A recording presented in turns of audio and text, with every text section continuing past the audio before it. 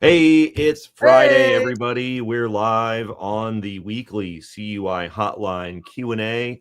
We do this every Friday. We're streaming on LinkedIn. We're streaming on YouTube.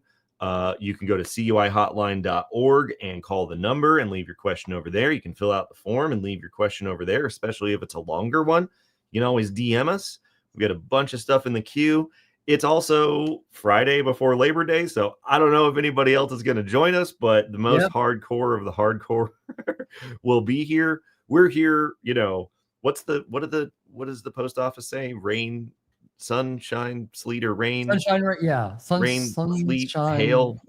Yeah, Snow. all We of the don't get above. any of that in California, We so have I have no tornadoes. idea. So I don't know if tornadoes would fall into that. They probably shut down the postal service for that. Yeah. So hurricanes, tornadoes. Outside of Waffle House, I don't think anything else is really open during those. Yeah. So. Yeah, exactly. Waffle House?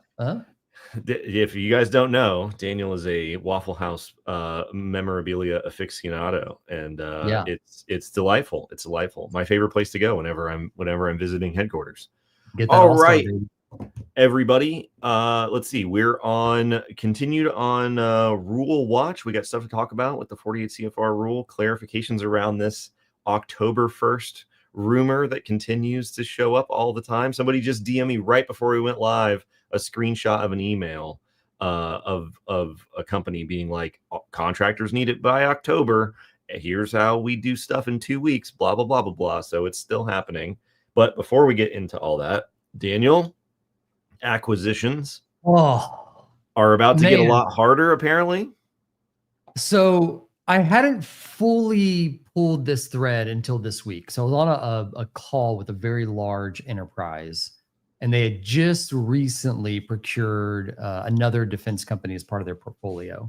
And there were kind of three tiers. There's the funding and the backers at the very top, the PE level. Then there's the business. Then there's below that, the company that they acquired. So we have this kind of turducken situation of defense requirements layered throughout all three. And in the conversation, acquisitions got brought up. And so like future acquisitions. And so I was going through some of the logic because we had heard, this is not formally published yet, but we had heard that any addition of a new cage code would trigger the need for, I'm going to use the word delta assessment. That is not formal language in CMMC, but basically a reassessment to bring that cage code inside of their DoD UID or their assessment boundary. And so when we were talking about this, if a company were to go out and buy a defense contractor, Joe's Machine Shop is one of my favorite ones to use, 100-person machine shop, and they are not CMMC certified. Until you can get that delta or a reassessment done to add them to your assessment boundary, guess what? They're not going to be able to be awarded new defense work until that's done. So when you're looking at doing due diligence ahead of time from an acquisition perspective, it's actually really valuable if you buy them when they're already certified. However, you'll get the best deal by buying them if they're not certified because they'll be desperate in the sense of their defense business has probably been drying up. So, but we were talking about the timetable. It's like, okay, I buy a company, a defense contractor. What's it take to integrate them into our enclave or into our environment? What's the backlog to get an assessor to come and do that delta assessment, I'll call it, or that,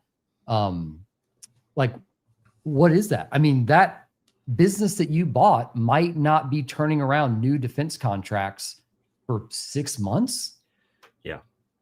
Well, it's funny because we were on a call this week and it was with a prime, not one of the mega primes, but they're a prime contractor. And they were telling us we work with a bunch of small mom and pops. We work with a bunch of small suppliers. And one of their first questions was, if they aren't certified, can we keep using them?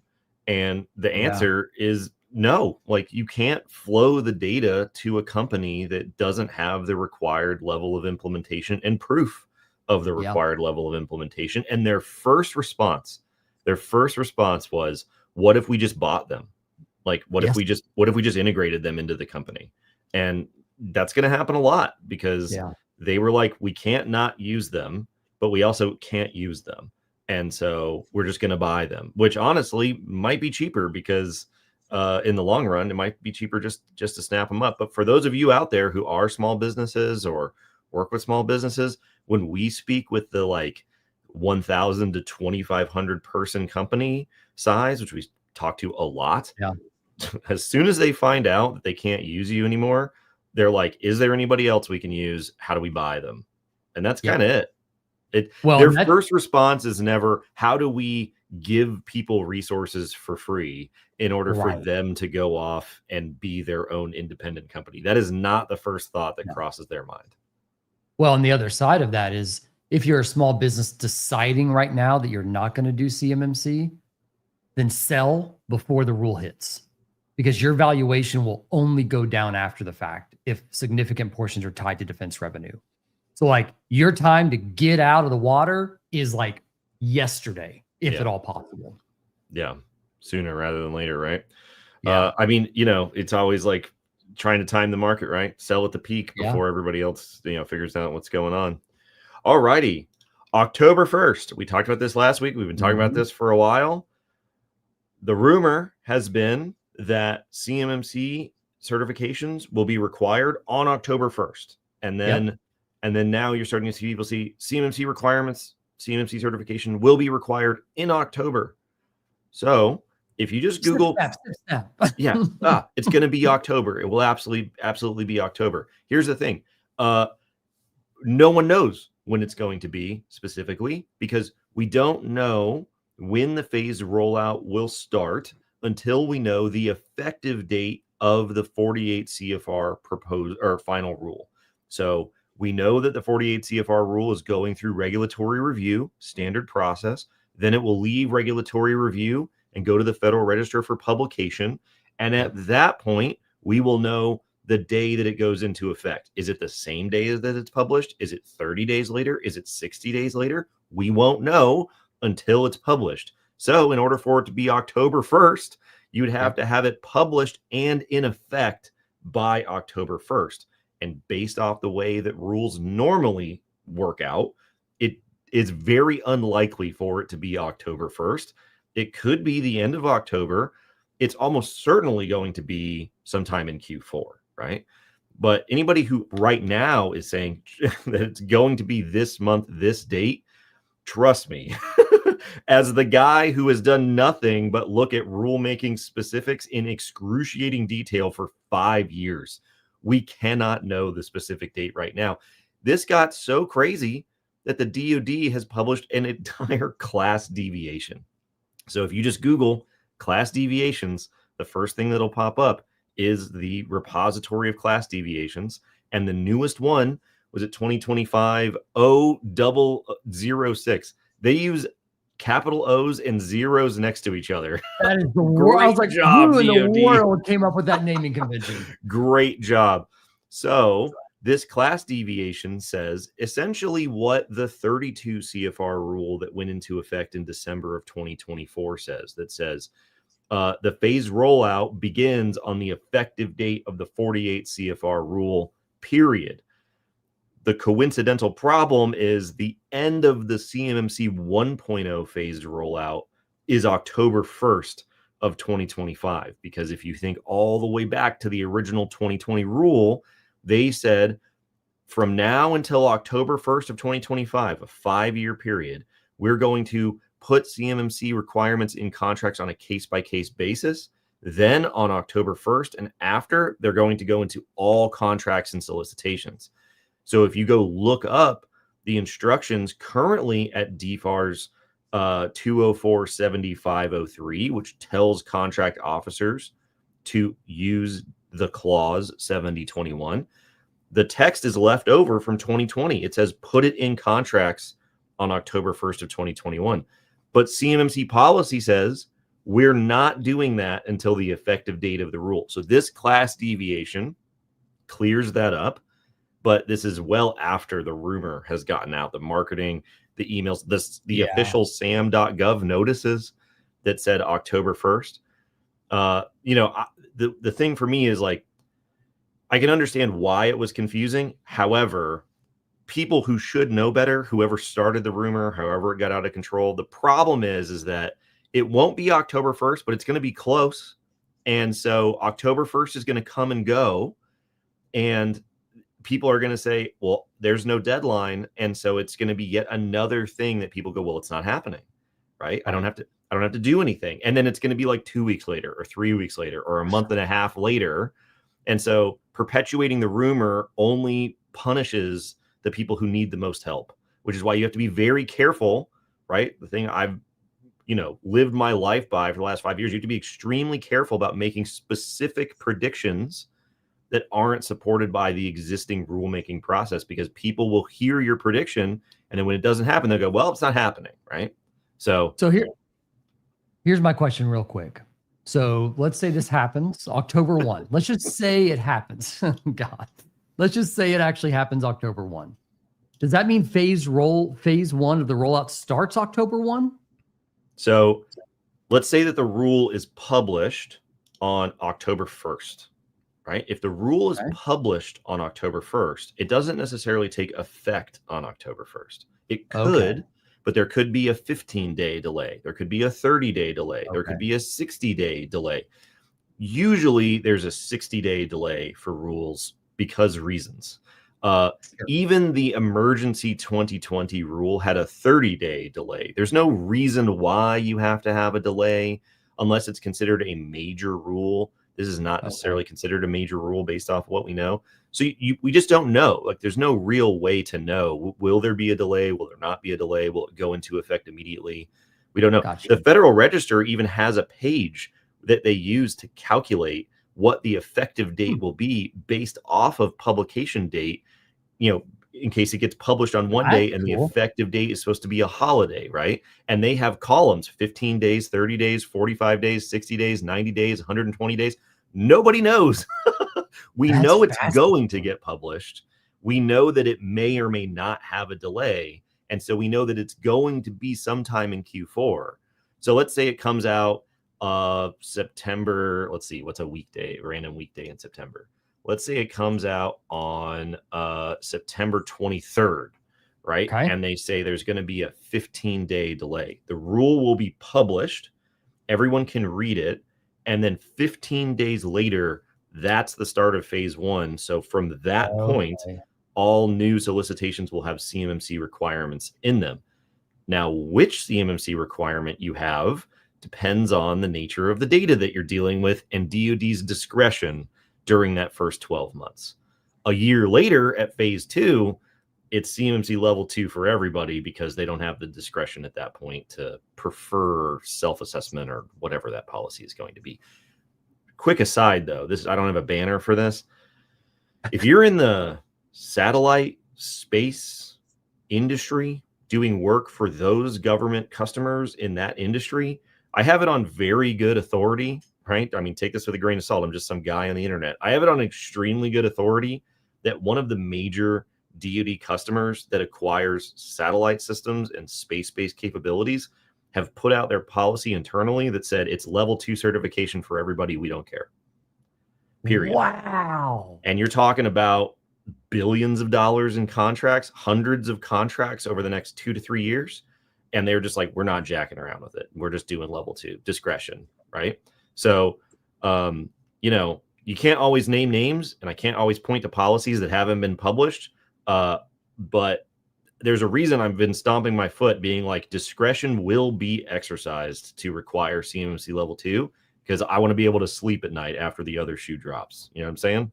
Oh yeah. No, I get it. Man, that's But check out the class deviation for everybody. I know that there were some questions. I saw some on Reddit and things like that. They said, well, if the 48 CFR rule comes out, doesn't the class deviation trump it in terms of like, doesn't it override the DFARS clause 7021 rule? Nope. The class deviation says ignore everything that's currently in the DFARS and go with the effective date of the 48 CFR rule. So when it's published, it'll say this rule takes effect on, that is the day that phase 1 begins. Wow. Alrighty.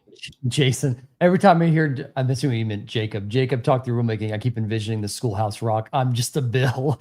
Please, Jacob, Man, please, after this is finally published, please do that. We'll figure out some way to animate it. Yeah, absolutely. Fun fact about rulemaking, by the way, thanks to like some congressional bill in like the 1940s, they require rules that are going to be published in the Federal Register to be put on public inspection. So back in the time when dinosaurs roamed the earth and everything was on paper, they would make a hard copy version of all the regulations that were going to be published the next day available for you to read if you went to the Office of the Federal Register.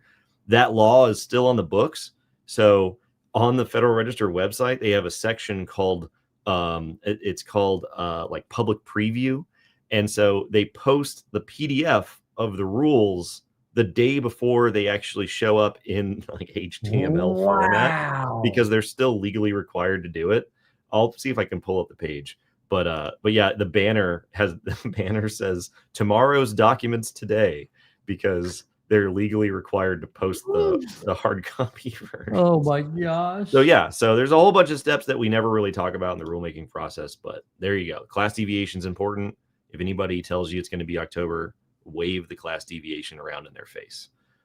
Alrighty, let's see. Nicholas says, what are the most common documents that organizations seeking assessment fail to provide or are inadequate for CMMC assessments besides bad security plans? I'd have to ask some of our C3PAO friends about the specifics. I think the big one that they always point to is the descriptions of your control implementations in your SSP aren't sufficient, right? Just restating the control statement or getting ChatGPT to spit out a generic SSP are not considered sufficient descriptions of how any given requirement is implemented. But as far as specific ones, go ahead. No. As far as specific ones, the SSP is the one that comes to mind the most. I mean, I've seen things like poor evidence of change control, like not proving that you're actually doing anything like that. Access control, just in general, being super flaky, right? How are you deeming authorized individuals, devices, service accounts, etc.? That's very, very common. FedRAMP equivalency documentation, MSP shared responsibility matrix, and the collection of that evidence. Praying to God that you have an MSP that has that. Those are some other things that we're constantly kind of just seeing. I just did a podcast with Matt from Align, and we kind of went through all of that at the very end of his podcast, the last like 10 minutes, or what are the common things that C3PAOs are seeing out there. So I'll link it in chat as well here. Yeah, absolutely. Hey, Rich, expand on this some more. Let's. What do you mean? I want to know. Alrighty. Austin says, if we allow, hey, this is your favorite. If we allow users in a secure office space to print, do the printers need to meet all the CMMC requirements? Specifically, do they need MFA, logging, unique user IDs, or do we just throw them out? Or is the fact that they are in a secure office space a satisfactory compensating control? Okay. So, two ways to do printing. Sorry, I'm simultaneously trying to post this podcast link. All right. Two things to be aware of when it comes to printing. Two ways to protect the data: physical compensating controls, or encryption, FIPS 140-2. Two ways to do a printer: USB allowed printer to a physical device in a secured room if you want to limit the whole building in scope. Option number two, you have a printer that's FIPS 140-2 validated cryptography. You have a print server with that driver installed. So that way, when the print job is sent over the network, it is encapsulated and encrypted at the required level. And then you have set up accounting on that printer to then release the job to that authorized individual. Again, secured. Once it becomes a physical copy, a piece of paper, you can no longer rely on encryption, right? Because it's a piece of paper. So you will need, at the minimum, to have a secured room where this is happening at, with all the appropriate physical protections around it and in it. Cover sheet, shredder, lockbox, all of those types of things as well. But there's two ways to do the printer thing. Either one of them is going to require either a secured space, secured room, or if it's just part of your whole facility because your facility's in scope, then that's fine as well. The main question is, how do you, can you afford a FIPS 140-2 validated printer? They're very expensive. Is it easier for you to not transverse the network and just be printed via USB local printer? Some companies we work with have large plotters where that becomes very difficult. A lot of the major problems around printing.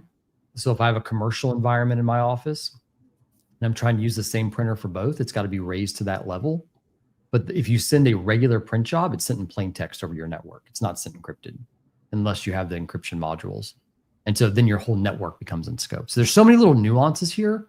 When it comes to all of that, the printer itself, apply all the controls you have for privileged access, named accounts. I guess why accounting is really nice for auditability, traceability of who's releasing the CUI jobs and things like that. Awesome. Let's see here. I hope that helps. I think is it Austin? Should be Austin. Yeah. If there's any more specific question in that, feel free to comment as well. It's always the printers. I mean, that's often what we see a lot of times. Like people be like, enclave. I got an enclave solution that has a magic easy button and it comes with an automatic level 2 certification. It's like, do you ever need to print anything? Right. I had that call this morning with a company, and they're like, this was the funny thing. I was like, hey, this is a picture of an enclave. I was like, oh, they're like, yeah. I was like, this is the picture of a hybrid enclave. And they saw a little printer icon and some other things. And I was like, do you need these things? Literally the direct words out of their mouth, you are the only person who has asked us that. We should do a spot the difference book of hybrid enclave, and the only difference is printer icons. Yeah, it's like, did you spot the difference? Who is not asking you that question? Like, also, please, if you're interviewing vendors, partners, whatever you're doing, have some semblance of your CUI data flow. Like, even if you're the technical person not in charge of this, like, please meet with the people before getting on a call, because here's what happens a lot. An IT person will come to me and say, Daniel, I need an enclave, need it now. Like, okay, great. Which one of these pictures do you need?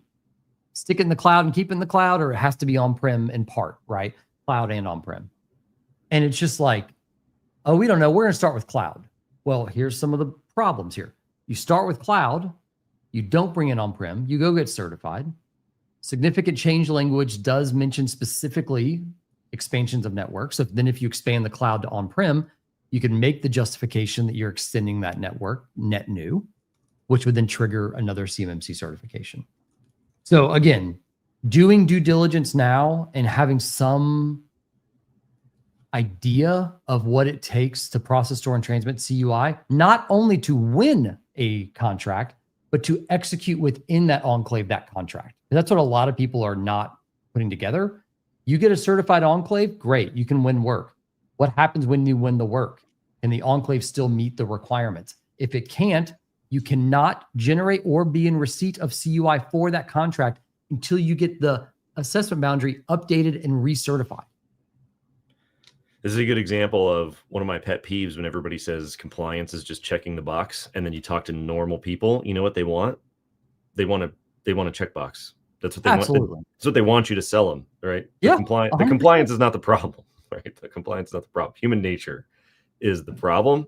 So yeah, the printing, man, it's pretty crazy whenever we hear people be like, you're the only one that's ever brought this up. Because there's a ton of people selling these enclaves out there. I mean, they're all the same. Yeah. All righty. Yeah. Charlie says, what all fits under 3.1.1 B processes acting on behalf of users? Would you include all service accounts, including built-ins like NT service, local service? He went on to say, my take is any account that accesses an in-scope object from the discussion in the assessment guide. If it shows up in logs with a username other than the user account, it needs to be identified. You have an insight here? So what you're saying is like domain / account.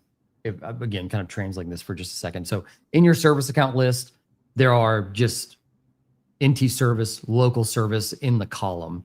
For anything with a named user account associated with that of some sort, it can be a generic name.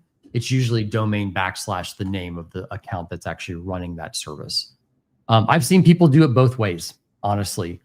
For the sake of simplicity, it's not going to hurt you to go the extra mile and document the local and NT services, because they're going to be practically the same on every OS chances, based on your approved application list and the actual OS that's running. I would just go ahead and do it. It's not that much more effort to build kind of that master list of documenting those services, especially if you have like an RMM tool or some kind of management agent on those systems.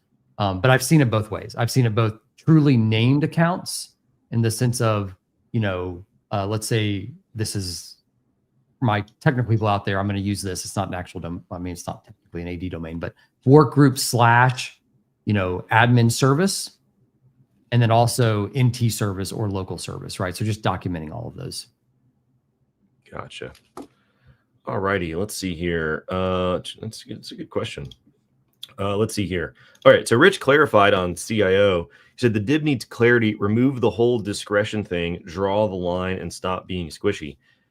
Well, I don't disagree. The problem is, and I had a conversation with a very high level CEO at a very large company earlier this week, and he was very frustrated because he basically reached out. He's like, "What is going on with this October 1st thing?" And I was like, "It starts on the effective date of the rule. We won't know the effective date until the rule is published. Coincidentally, October 1st is on the books, so people misinterpreted it to say October 1st. It probably won't be October 1st, but it's going to be close. So we're just trying to make sure that everybody's clear." And he was like, "I wish they would just tell us. I wish they would just say, it's going to be this day. These are going to require, this is going to be the level for this requirement." And I had to remind him, I was like, "Listen, I get what you're saying, but that's exactly what they did in 2020. And everybody freaked out, right? It is exactly what they did in 2020. And everyone lost their minds. So this whole process, 4 years of additional rulemaking, and not getting an interim final rule for 32 CFR, going proposed rule, and dealing with all the public comments, even though 85% of them were completely irrelevant and a total waste of time that did nothing but inflate the timeline towards implementation. And then having another update to 48 CFR, and then going through that being a proposed rule and more public comments, even though I guarantee you when the rule comes out, almost all of those comments are going to be comments on CUI or CMMC policy that aren't within the scope of this particular rule. They did that by the book because everybody said you're going too fast. It's too aggressive. So they have to do this dance where they're like, we're going to require you to have this level of certification if you deal with this data. But our intent is to have as many self-assessments as possible, right? Like, this is also like more than the October 1st thing. This has been one of the things that is just so interesting to me. I was at Gold Coast. Everyone walking around Gold Coast is like, I got a year after the rule comes out to self-assess. I'm like, buddy. I heard it today. I heard a company today basically being told by leadership to stop all CMMC. They still think it's going to get killed, or they're going to be able to self-attest for a year. So today, another separate call today. I'm like, man, like, what is the irony here that I'm trying to describe?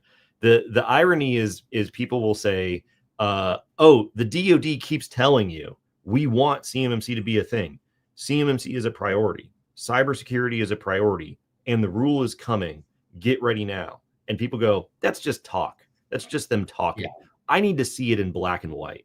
And then a policy comes out in black and white that says, if you have this data, you will require level 2 certification. And we can do that in the first 12 months.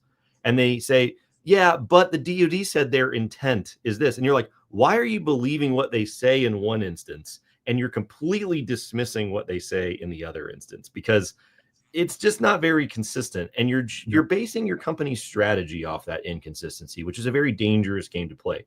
Do whatever you want, but don't say we didn't warn you, because there are going to be a lot of people who are very surprised with the fact that either they're mega prime or the contractor or the contract says you need level 2 certification because you're dealing with this data. Because I just talked to the people at one of these major acquisition commands, and they said, we're not doing self-assessment. Yeah. Anyways, there you go. I agree with you though, Rich. I agree with you that they should do that, but they kind of got burned last time they did. So. One of my favorite quotes by a pastor in New York named John Tyson is clarity is kindness. And the most kind gesture the DoD can make is to make this clear. And they did kind of. So you have 32 CFR. Then they had that memo that came out earlier this year. And then that crazy memo that came out like a week ago that said both things. And it's like, guys, what are we even doing here? It's like, hey, contracting officers, make sure to self-attest year 1, but also look to the guidance that we gave you back in the earlier years saying you have to certify for defense CUI. It's like, well, that's not clear. No wonder the industry is confused. Yeah. All righty. Somebody said, could you comment on how and what implications exist with this scenario? Partner is using GCC Microsoft for working, sharing, communicating with a partner on a commercial Microsoft product set. Any problems with that, Daniel? Somebody's in GCC, other partners in commercial. GCC and commercial actually built on the same data center like environment, you could say. So like it's not part of the GCC high environment. Outside of making sure you have strong DLP policies, purview labels in place to make sure CUI is not drifting to a non-compliant instance of M365, aka M365 commercial, then no, you can set up cross-cloud collaboration. You can Teams chat, co-author documents, do all of those kind of fun things, leveraging their identity through B2B. So yeah, you can actually do it. It's pretty cool. However, again, CUI should not be able to make it to their version of M365. So, I mean, we were just talking this morning before we went live. There was some comment on a Reddit thread where people were talking about enclaves. And one of the comments, I'll read it for you. One of the comments says, GCC doesn't work for CUI, only on GCC high. First of all, you need to migrate your entire org over to a new cloud, which takes months and costs 5 figures minimum for a 25-person org. If you need to share out CUI, somebody has to pay for the guest licenses, and that someone will probably be you. Is that accurate? So yeah, not fully. So you know me, I've got to share my screen. I can't not share my screen when I have a pretty picture to show. So I think a lot of people on this call by this point, or a lot of people on this live stream have probably seen this graphic before. So this is from Microsoft. So the link's down here at the very bottom. If you want a copy of the link, just let me know. Shoot me a message and I'll send it to you. 3 versions of the Microsoft Cloud commercial that are available to commercial entities. There's M365 commercial. They removed the FedRAMP moderate authorization of M365 commercial in October of last year. The reason this is a problem is primarily for international companies because they can't become eligible for the GovCloud unless they have a US address registered with a cage code. Number 2, GCC. GCC is impact level 2 and can handle basic CUI and they cannot handle export control for GCC. So no ITAR, no EAR, no foreign can be in GCC, hard stop.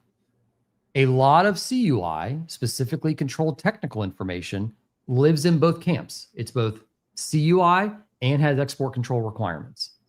Out of the 1,200 plus clients we have, I think maybe like 2-3% are in GCC because the majority of people end up working with controlled technical information.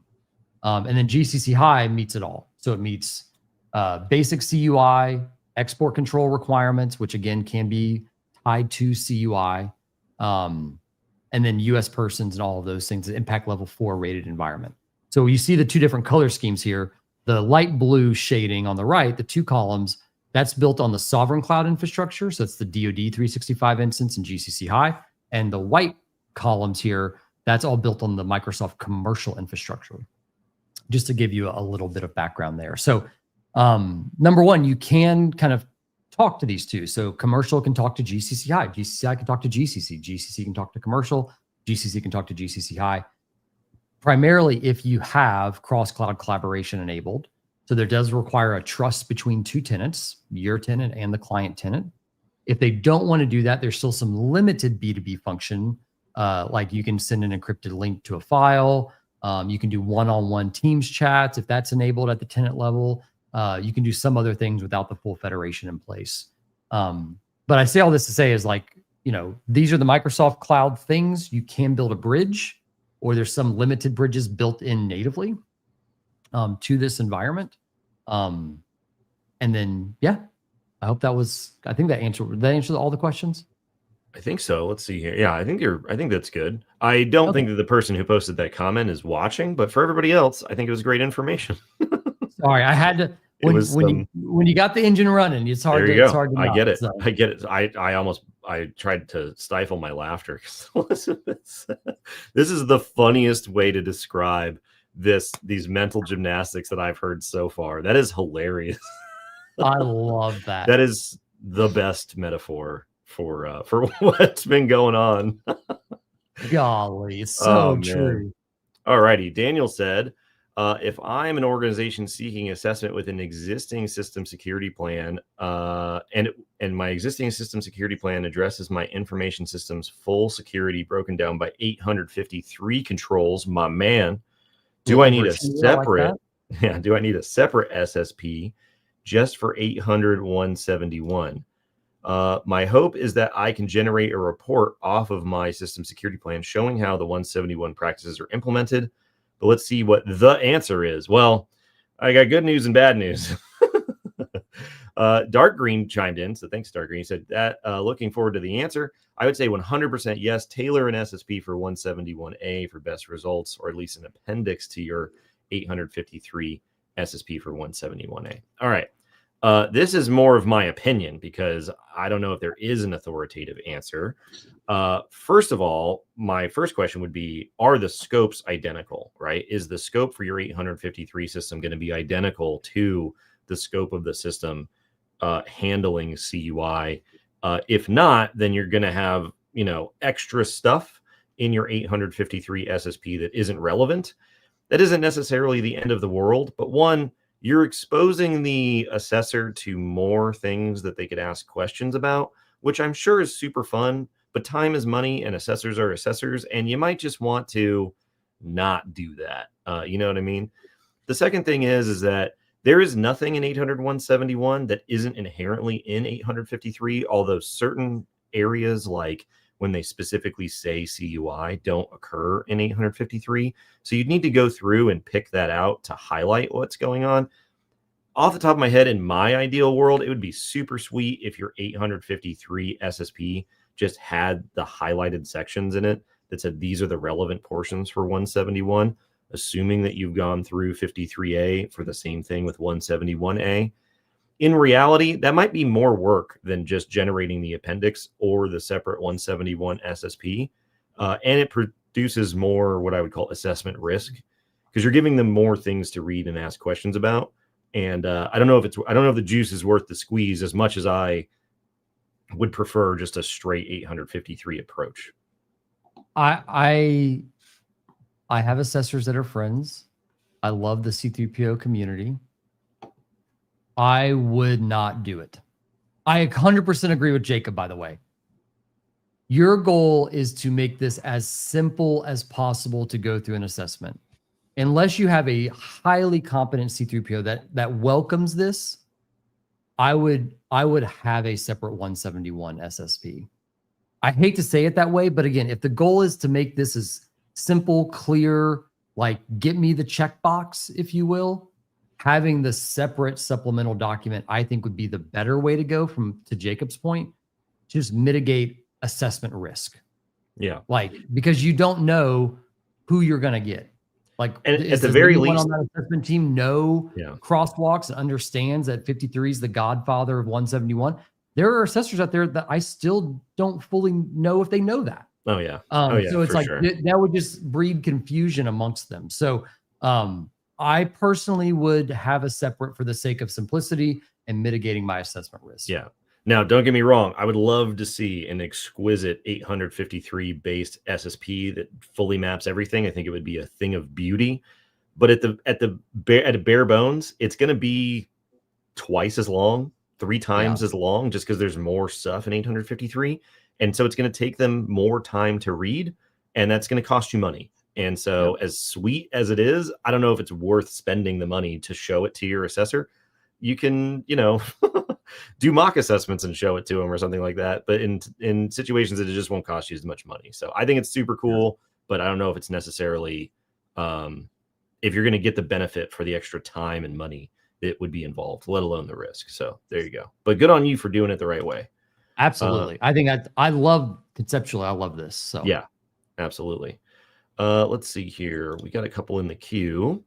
Does CMMC level 1 require a certification assessment? No, there are no certification assessments for level 1. That was a thing in CMMC 1.0.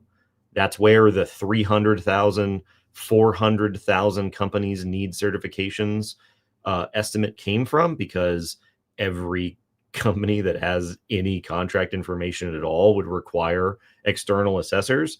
That obviously was not a realistic plan for level 1. So no, level 1 does not require certification. It's only self-assessment, which, by the way, is why I think level 1 shouldn't be a thing, because self-assessment just doesn't have a lot of value in terms of assuring the government that you've actually implemented things. So why bother to have it? But I'm not in charge. But no, Well, level 1 does not require a I certification. will add a little bit of color to this. Your prime contractually can ask you to produce evidence and validation that you are level 1 outside of a score if they want to. Oh, for sure. So like you don't have to get certified, don't have to go through an assessment. That doesn't mean you're not going to ever have to produce evidence upstream to your prime to justify the reasoning behind, the score that you gave them. So it's not a, hey, I can just mark my score, call it a day, I'm done, which I don't even know in the SPRS world. Like it's 110 to negative 203. What's it for level 1? Do you know the range? For the score, I would have to double check. I don't know. Yeah, I don't know. I have a not so mild disdain for level 1 and FAR 52 204 21.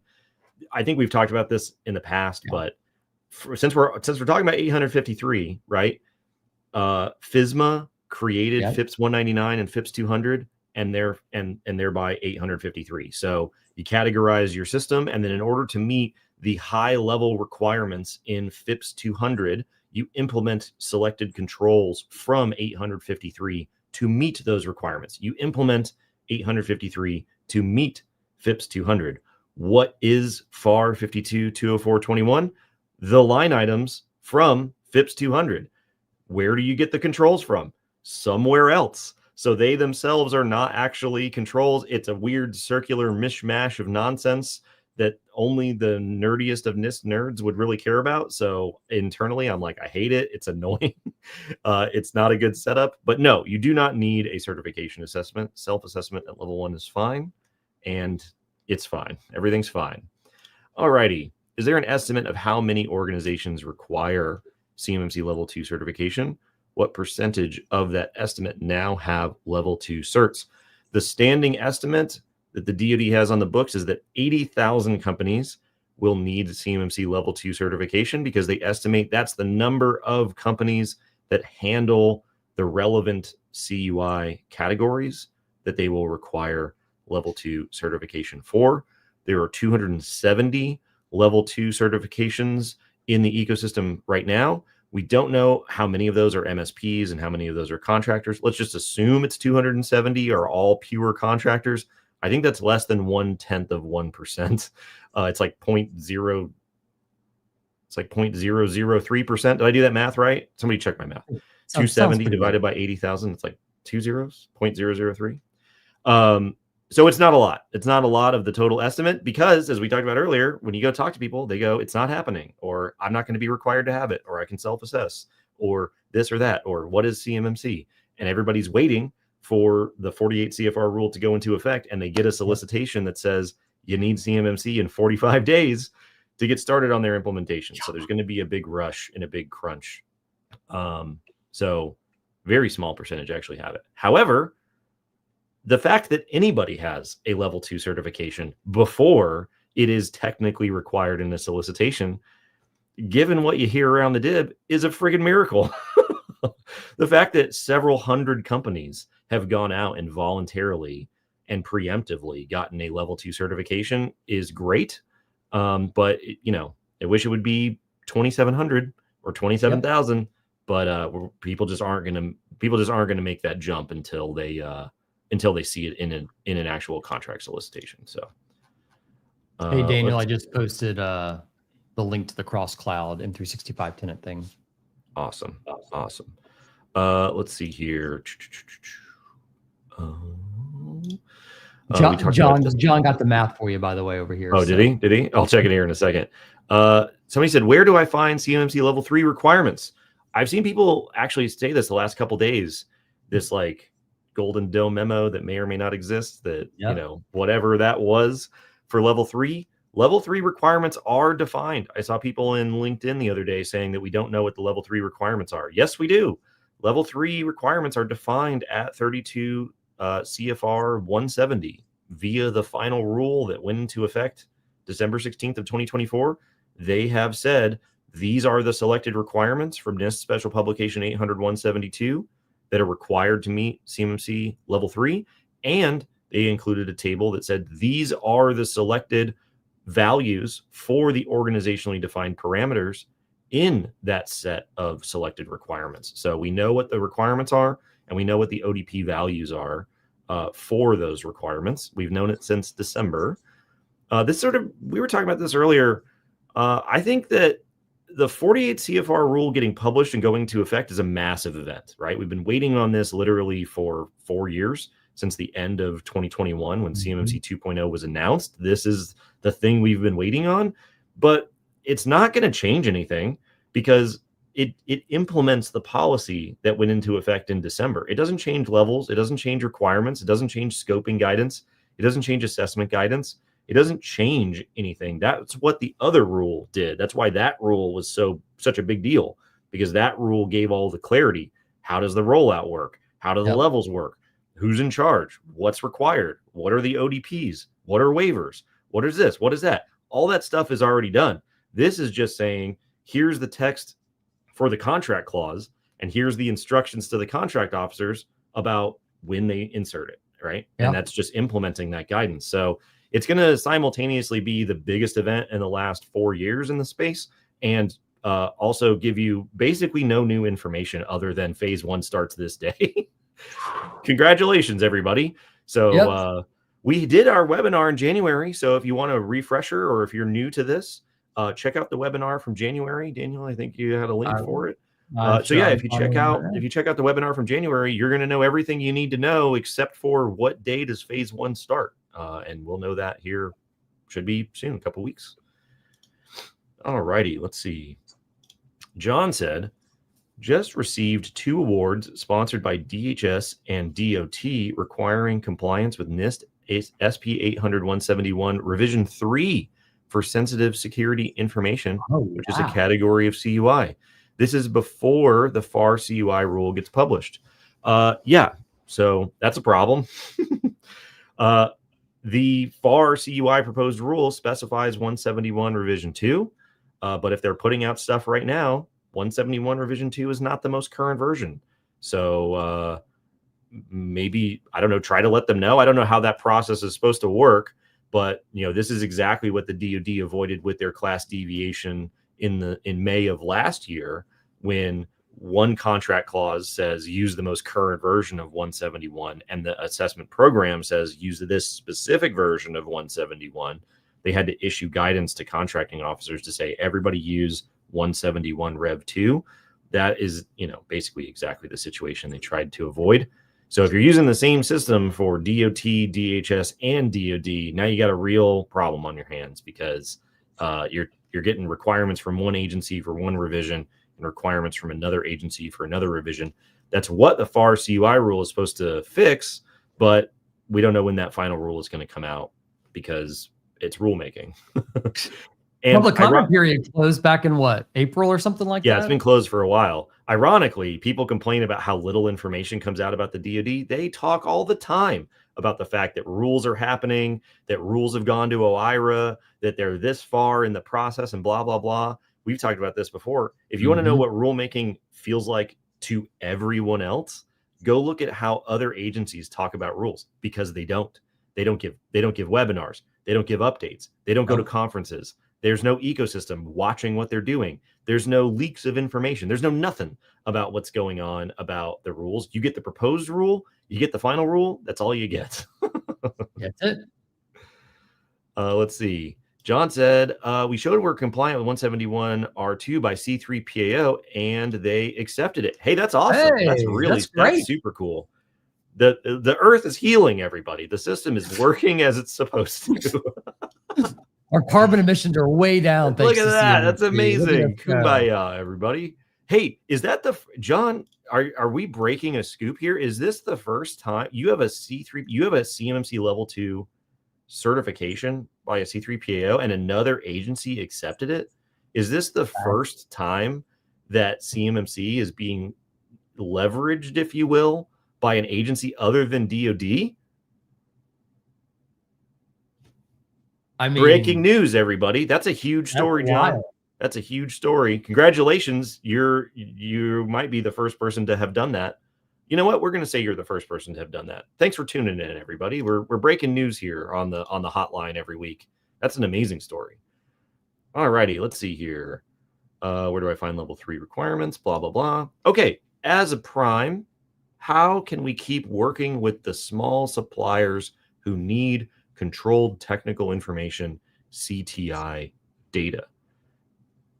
Daniel, why don't you give the answer that you give to people multiple times a week, and then I'll give the answer that I want to give them, but I always restrain myself from saying. Okay, so here's what I say, because I also have a picture for this. One I've shown many times.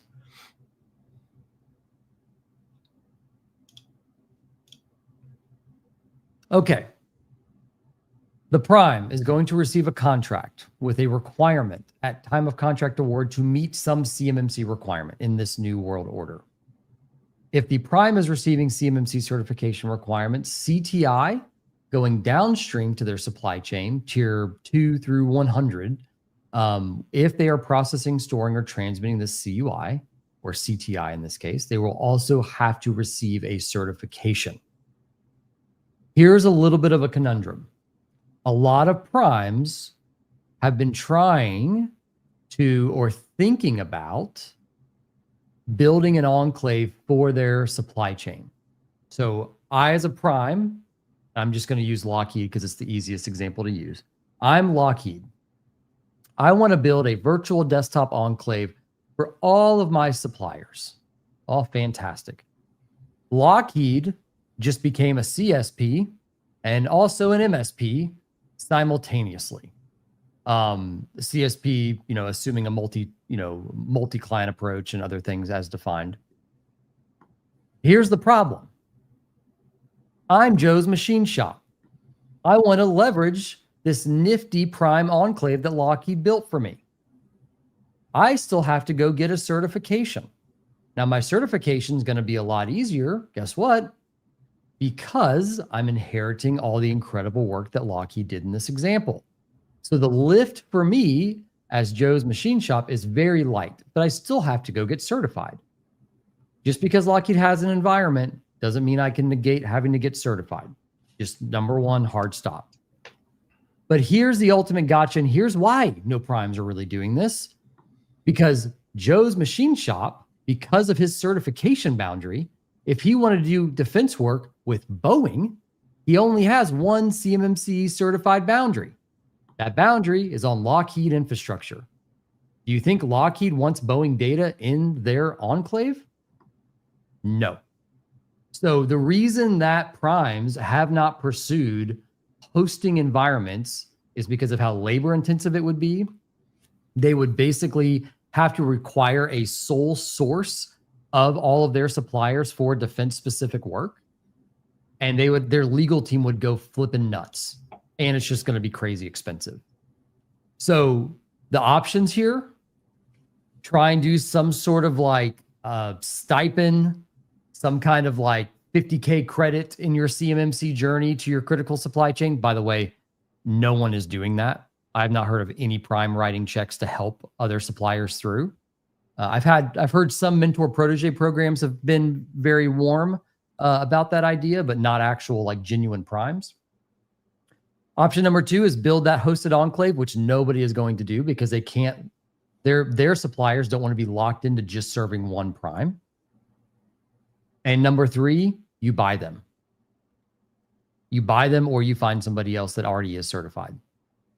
And I wish there was a magical fourth that would solve all the problems. This one piece, and this is why I know everyone has waited so long to solve the CMMC problem, because only over the past 3 to 6 months, maybe even less than that, Jacob, I have heard people talk about their supply chain risk. Up until the point of them being able to be certified, they did not think about it until they received their piece of paper. And now they're like, wait a second, like flow downs and having to make sure that all my subs are compliant. If my prime certified, I have to be certified. I have to push that downstream. It's like yes to all of those things. The companies that will make a killing in this space in a post CMMC world are ones that have already done incredible due diligence of their supply chain and validated their path, progression, and copies of their certs if they seem to have them. And I saw Amanda, I think her name was Amanda, drop in chat here that they just received a certification. Amanda, I would beat down every Prime's door with the NACE codes and the things that you support as aggressively as possible. You can't necessarily show your cert on a website, sadly, which I think we'll probably address your comment here in just a second. But you are one of the few that they will be able to leverage downstream of a Prime. As of right now, 300 companies, or close to 300 companies are certified. I'm assuming a large portion of those are Primes. I don't think a ton of subs. I think Primes and MSPs are probably the first ones to get through. I don't know of a ton of subs that have done that, and primarily subs. So anyways, that is the end of my TED Talk. Getting yourself CMMC certified is actually the lesser of the two problems. So just when you thought getting the cert for you and you were good to go, you just woke up and realized, I can't use anybody else downstream. I don't have a supply chain manager that's been collecting this information. What are we going to do? Can we do anything at all? You probably just woke up and maybe started crying a little bit. We're here to console. This is a huge problem that no one has a magic bullet for. We would have heard about it by now. 1,000%. We would sell it to you. We would sell it to you. We Why would not? be selling it. Yeah, 100%. It's a problem. Putting on my DoD hat, as I do from time to time, my first question, and I don't ask this on the calls, but I want to. That's why I stay muted. When they say, how do I keep working with my suppliers after CMMC becomes a thing because the suppliers have this data? The first thing that comes to my mind is, how are you working with them now? Right? Yeah. If you're giving them the data now and you know that they haven't implemented the requirements, what do you mean? How do I keep working with them? Right? Yes. You are currently flowing controlled data to people who are not qualified to handle it. So What have you been doing since 2017? What have you been doing since December of 2024? Like, how are you currently doing it? The answer is, we're not doing anything. We have no plan. Exactly the answer. We just flow uncontrolled, regulated information to whoever we need in order to do business, and we don't worry about it, right? Yep. And that's the rub, right? Because if you were to tell DoD that's what I'm doing, they're going to tell you to go talk to the Department of Justice, and they're not going to give you any more contracts. So How do you keep working with them is not an easy answer.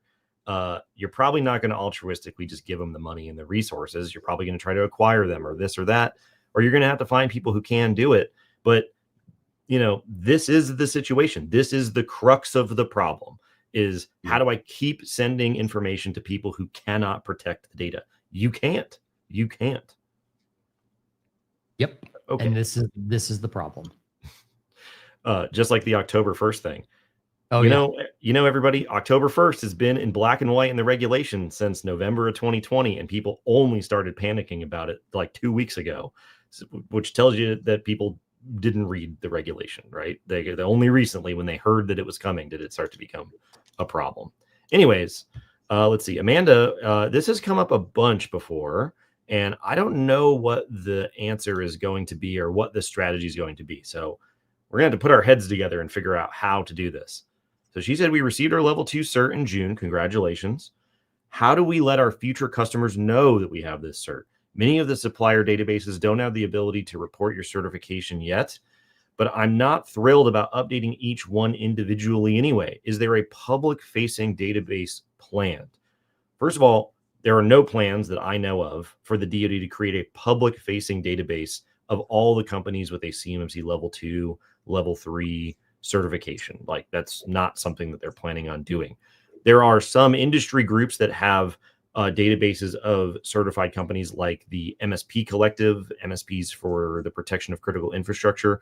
They have a list of their member companies that have their level 2 certifications. But there is no like, hey, we're in EMAS, go find us whenever you're at a trade show. Now, like Jody said, after the 48 CFR rule is final, people will be able to see the CMMC status portion of SPRS in the database. So you could theoretically go, we have our cert, go find us. We have our cert, you can go see it. The problem, right, is that you can't see it. So you're just sort of, relying on the system doing its thing. I don't know what the right answer is here. Like, how do you, in lieu of this public facing system, even after the rules are in effect and contracting officers could theoretically see it, what is the best and most efficient way to let your customers know? And it might just be on an individual basis, because I don't know what the tool is for doing that. Any thoughts, Dan? I mean, I wish there was a badge, or something you could put on your website just as good marketing content, and people have done that. You see people all over LinkedIn right now publishing their cert, in celebration. Obviously it's a redacted cert because there's certain things you can't display on it. But from a prime to sub relationship, I think that's just a phone call right now saying, here's my cert. How can I securely transmit this? Or what information do you need to validate it? But even the primes don't have a means to go back to the cyber AV to validate that the cert is accurate. Yeah. That's a problem. It's tough. I mean, it'd be cool, if they came up, like, if your cert number was tied to like your CISSP certification number, and you just go to the website and type in the number and it says this is valid or this is not valid, right? And it just tells you, is this the correct number? It doesn't tell you anything else about it. That would be pretty sweet. Maybe they'll build that in the future. So as of right now, there are no easy answers, but yeah, like you said, you gotta send them cookies with a picture of your CMMC cert. The wrapping around the cookies is going to be your CMMC cert or something like that. I'm not really sure what the answer is going to be at this point. All right, everybody, it's Friday. Monday's a holiday. It's a long weekend. We're still on rule watch, so enjoy the weekend. We know it won't be Monday because Monday's a holiday and they never publish anything on holidays. So we have the weekend at least. They didn't publish it on a Friday before the long weekend, so we've dodged that bullet. Maybe, hopefully they don't do it. Halloween's a Friday this year. Wouldn't that be something? But yeah, we got, so we made it through Labor Day. We got Halloween coming up. Thanksgiving seems late, but we'll just have to see. But at least we got this weekend free and clear.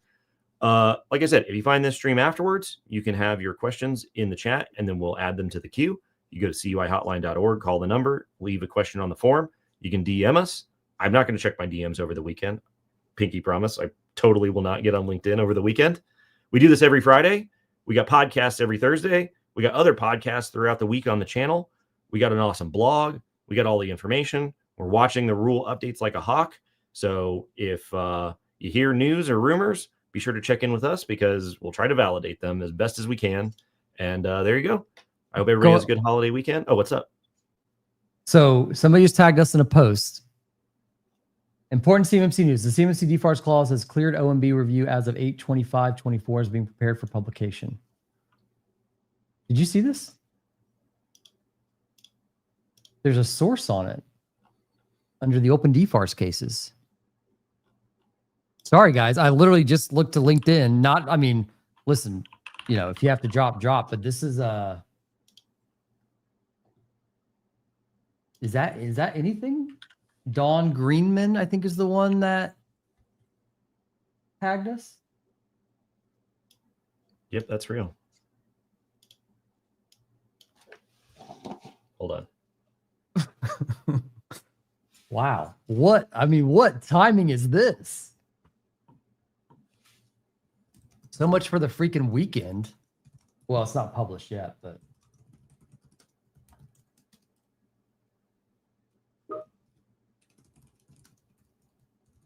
All right, here's the link to the post.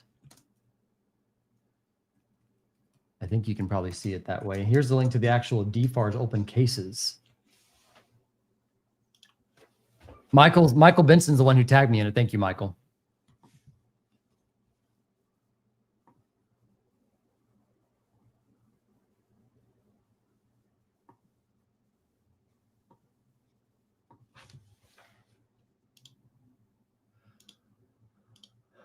That is so weird. So it's in the cases report, but it didn't fall off the OMB dashboard. I wonder if the OMB dashboard is not updating correctly. Wow. If Don Greenman posted it, then it's real. I mean, it's in the open cases. So it is real, but it's not off the dashboard. Check this out. Check this out. Dude, what is happening right now? This is crazy. Let's see here.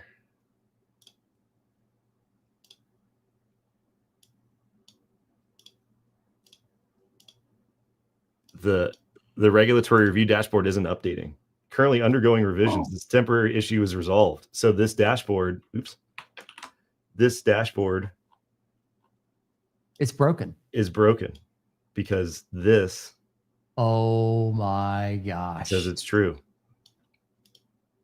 What a day for the dashboard to go down. Wait, so now we're just waiting for someone to hit the publish button at this point? Is this what this means? Yeah, so this is the last. Okay. Okay. Okay. All right, we're going to make a LinkedIn post live here. Okay, so this is the last step to publication. That means that that OIRA has completed its regulatory review of the final rule, and it will now go to the Federal Register for publication. Historically, that could happen anywhere from 1 to 3 weeks, which means, well, they won't publish anything Monday because it's a holiday, and they didn't publish anything today. So that means as of anytime from the 2nd until, like, I would say anytime between the 2nd and the 16th, we will see the published final 48 CFR rule that we've been waiting on for 4 years.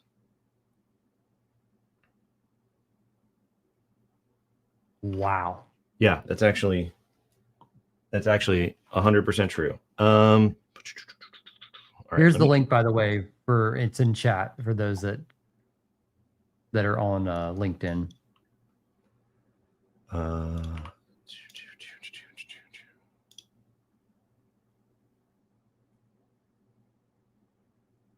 Well, the next few weeks are going to be even more interesting than we thought, Jacob. Well, I hope everybody has a good weekend because could it wait. Could it happen before October 1st? That's the irony of all this. Is this well, so here's going to happen? Well, so here's the problem, right? So the publication date is not necessarily the effective date. So okay. So when it's published, it will say this rule goes into effect on X day. That could be the day that it's published. It could be 15 days, 30 days, 45 days, 60 days later, depending on whatever OIRA decided was the delay. So usually there's no real rhyme or reason as to why something has a particular delay. Usually rules only go into effect immediately if there's some sort of a legislative mandate that says that you need to go into effect immediately, or there's a particular emergency. However, the interim final rule in 2020 was an emergency, and even it had a 30-day delay. So that's why I'm like, it could be immediately, it could be 60 days. There's no real chance it could be longer than 60 days. So if it gets published, the September 5th, right, and it's 60 days later, that would be like November 7th is when the phase 1 would start. So it'd be 60 days. If it was published November 5th and it was 30 days later, it would be like October 3rd, October 10th, something like that. So it just depends on what the effective date is. The only thing that really matters when this rule comes out is what is the effective date. That's the date of phase 1. Crazy. Here, I gotta yeah, okay, there you go. I gotta go make a LinkedIn post with a bunch of emojis in it because this is breaking news. Thanks for sticking around, everybody. There you go. I'm glad. Yeah, will you be checking your phone now? I'm glad that I didn't turn my phone off before the end of the stream. So there you go. Tell your friends. Rule is imminent. Phased rollout is imminent. Here it comes. So there you go, everybody. You heard it here first. All right, thanks. See you later.